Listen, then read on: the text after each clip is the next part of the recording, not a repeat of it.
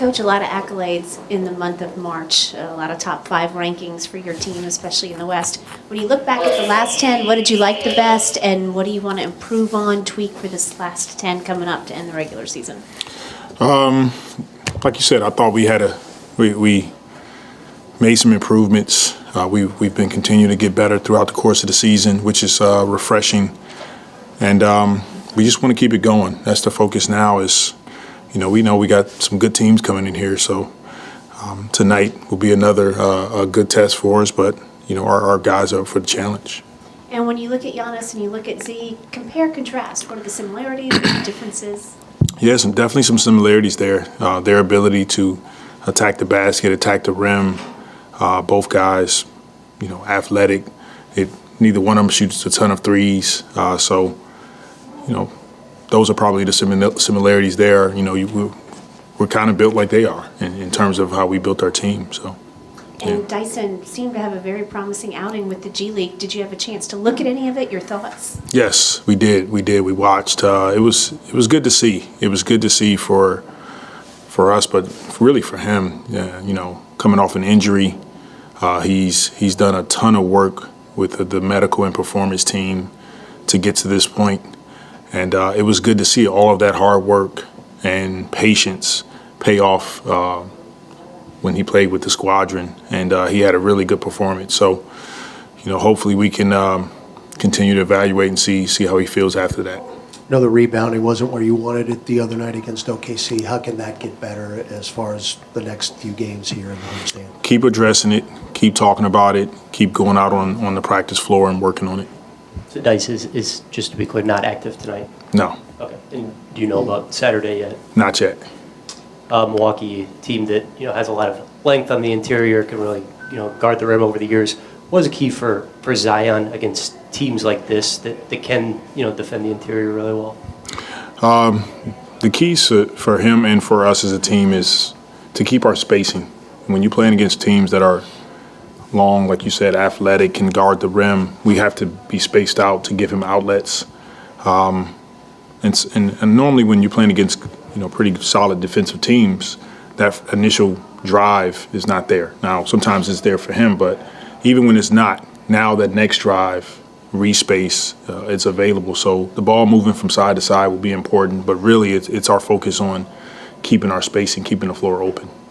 Yeah, once you do get Dice back, the numbers with him and Herb this year have been really good together. Yeah. How much do you think having him on the ball allows you to use Herb in other ways defensively to be more disruptive?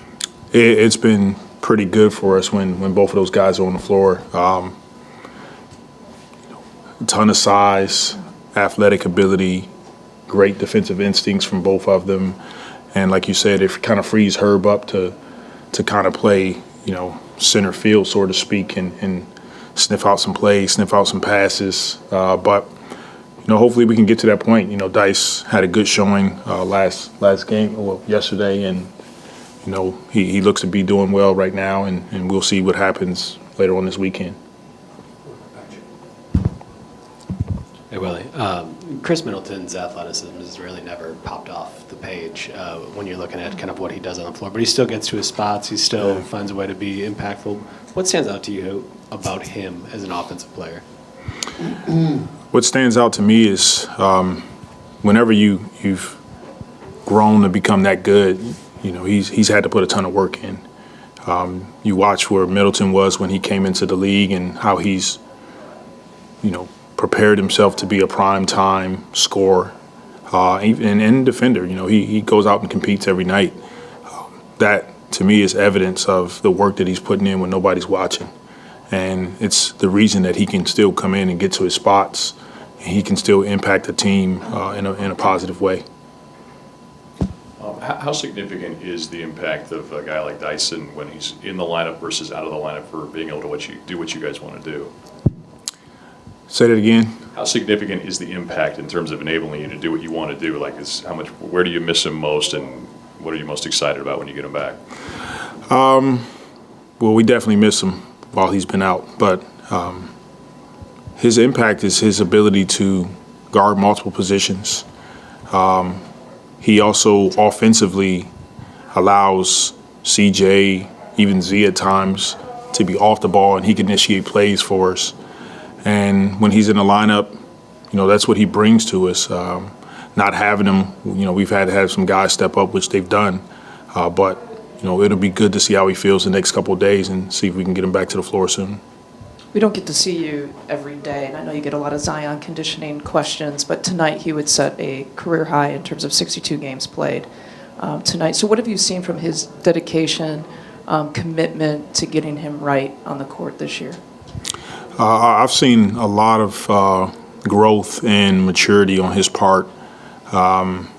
His willingness to continue to buy in and continue to put the work in behind the scenes, blocking out some of the noise that was going on earlier. It's not easy being in his position. I haven't experienced what he's gone through, but we've all stuck together throughout all of this, and it's a credit to the work that our performance team, our coaches, our whole staff is putting in. And then, we got to give Zion the credit.